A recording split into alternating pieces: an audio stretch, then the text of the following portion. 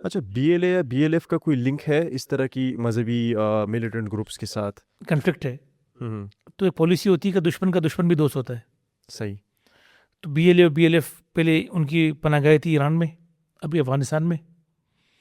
तो ये कोई इसमें कोई वो नहीं हो सकती, चूँकि पब्लिकली मालूम नहीं है, लेकिन ऑपरेशन अलायंस हो सकता है दोनों के मापिन, चूँकि एक ही जगह से ऑपरेट हो रहे हैं, तो शायद अलायंस की कुछ भी फॉर्म हो सकती है।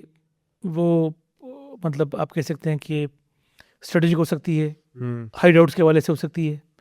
पाकिस्तान की तरफ से ना बार बार एक मौका आता है कि बीएलए को फंड मिल रहा है इंडिया से, या जो आरएनए है वो इनको बूस्ट कर रहा है रीजन के अंदर और इंस्टेबिलिटी क्रिएट करने के लिए। आपको क्या लगता है, इसमें सच्चाई है कोई, या फिर जो ग्रीवेंसेस हैं बलूचिस्तान की उसको छुपाने के लिए ये वो डाला जाता है इंडिया के ऊपर? देखिए, दो व्हाट चीज़ें डू यू हैं। थिंक? ग्रीवेंसेस भी बड़े जेन्युइन है हम्म। और उसको बड़ा एक्सप्लॉइट भी करती है बीएलए या बीएलएफ। ठीक है। लेकिन अब ये देखिए कि जो बीएलए टूटी भी थी, बीएलए के दो फैक्शन हैं। सही। एक फैक्शन की सरबराही बशीर ज़ेब कर रहा है, और एक फैक्शन अपने आप को एसोसिएट करता है खैर बियार मरी से। 2017 में इनका स्प्लिट इस बात पे आया था कि इनका जो उस वक्त का कमांडर था असलम अच्छू, हम्म। वो गया था इंडिया इलाज करने के लिए। अच्छा। तो उस पे के ऊपर ये बातचीत हुई कि आप कैसे गए सुप्रीम काउंसिल से पूछे बगैर। अच्छा। तो ये बड़ा एक मेन वजह बनी कि मतलब आप you can see the links between India and BLA. अभी भी जब ये पाकिस्तान इंडिया की वॉर थी पिछले साल मई में, हम्म। तो बीएलए का बाकायदा बयान आया और उन्होंने इंडिया से कहा कि हम भी आपकी हेल्प कर सकते हैं वेस्टर्न बॉर्डर से अटैक करके। तो ऑपरेशनल कोई अलायंस मतलब कोई ग्राउंड पे मुझे नज़र नहीं आ रहा, लेकिन जो आप स्टेटमेंट देखें तो वो बता यस। रहा है कि दे आर वेरी क्लोज। और जो असलम अच्छू की मैं बात कर रहा हूँ, जो बीएलए का चीफ था, जब दो हिस्सों में तकसीम हुई, तो एक सेक्शन को असलम अच्छू हेड कर रहा था, जिसकी फिर दिसंबर 2018 में कंदहार में खुदकश हमले में हलाकत हुई।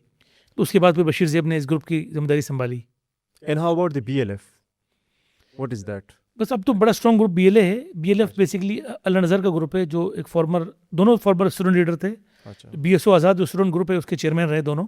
अच्छा। लेकिन अब जो मजबूत ग्रुप है वो बीएलए बशीर ज़ेब वाला है।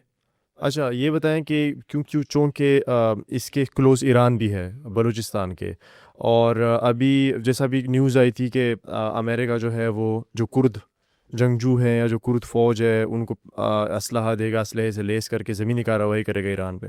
तो आपको लगता है कि कहीं पे इस सेम पैटर्न इस्तेमाल हो सकते हैं बलोचों के हवाले से या बीएलए के हवाले से? देखिए, ये तो बड़ी इंपॉर्टेंट डिस्कशन है और आजकल जो बड़ी बातचीत इस पे हो रही है। हम्म। पाकिस्तान का और ईरान का 900 किलोमीटर बॉर्डर है, अच्छा। और ये बहुत बड़ा पूरस बॉर्डर है, रेगिस्तानी इलाका है। हम्म। दोनों तरफ बलूच कम्युनिटी रहती है। हम्म। और अभी भी ये इलाका जो है बीएलए, बीएलएफ, जैशुल अदल, जंदुल्ला तंजीमें, ईरानी सुन्नी तंजीमें, वो स्मगलर्स, नारकोटिक्स वाले, ह्यूमन ट्रैफिकर सब इस्तेमाल कर रहे हैं।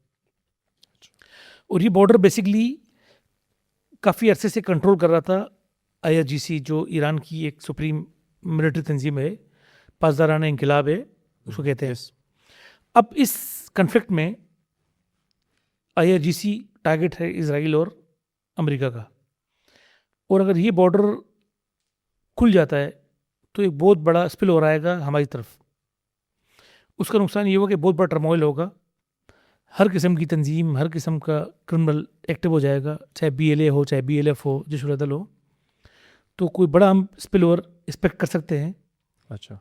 और अब ये डिपेंड करता है आने वाले दिनों में कि जैसे कुर्दों की एक पॉलिसी है, बातचीत चल रही है, इस तरह बलोचों की भी ईरानी बलोचिस्तान के अंदर एक मूवमेंट चल रही है, जिसको जैशुल अदल या इस तरह तंजीमें लीड करती है। अच्छा। चूँकि वो सुन्नी बलोच हैं और उनकी डिमांड होती है शिया पर्शियन स्टेट से। अच्छा।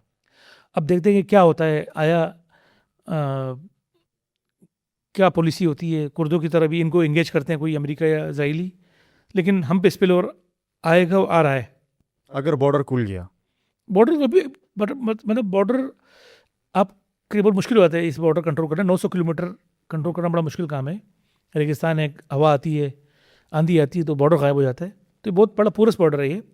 अभी भी कुछ दिन पहले ये हुआ था कि जितने भी ज़िले हैं उनके इंतजामिया लोगों से कहा भी कि आप बॉर्डर पे ना जाए, क्योंकि वहाँ जो इकॉनमी है वो है क्रॉस बॉर्डर ट्रेड।